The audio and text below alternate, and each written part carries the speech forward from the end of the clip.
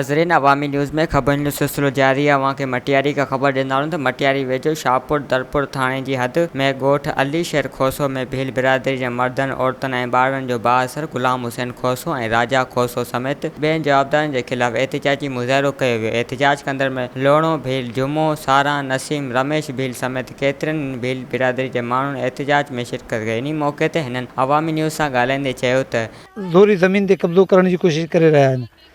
हिननि खे हिरासत करण जे लाइ माना कोर्ट में ॿ दफ़ा पटिशन दाख़िल कई आहे ऐं कोर्ट में पटिशन हलण खां जे बावजूद बि हिननि खे जेको सो माना हथियारनि जे ज़ोर ते जेको ज़मीन तां हटाइण जी कोशिशि करे रहिया आहिनि।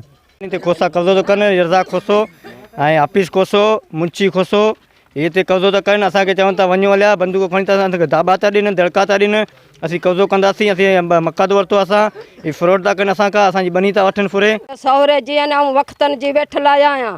मुंहिंजो सहुरो गुज़ारे वियो आहे न, हाणे न मुंशी खोसो अन अताला सभु राजा खोसो, हाफ़िज़ खोसो, अरबाब खोसो इहो बनी ते मुंहिंजी ते कयो आहे न कब्ज़ो। चए तूं बनी तोखे आऊं कोन ॾींदोसां, मक़दम ऐं सिर मुंहिंजो ख़तमु कंदीसां ऐं बनी सां हथु कोन खणंदीसां। राजा खोसो असांखे ज़ुल्म थी करे हाणे असीं बनी कोन छॾींदासूं, असीं मरण क़बूल कंदासूं, असीं वेठा हूंदा आहियूं। मुज़ाहिरीन वज़ीर आला Sindh, IG Sindh, DIG Hyderabad, SSP Matiari खां मुतालबो कयो त खुदारा असां मिसकीननि सां इंसाफ़ करे बाअसरनि ख़िलाफ़ कार्रवाई करे असांखे पंहिंजा उजा ऐं ॿारनि जी रोज़ी असांजी ज़मीन वापसी ॾियारी वञे। वधीक ख़बरनि ऐं तफ़सील जे लाइ विज़िट कयो असांजी वेबसाइट awamiNewsHD.com ऐं ॾिसंदा रहो अवामी न्यूज़ HD।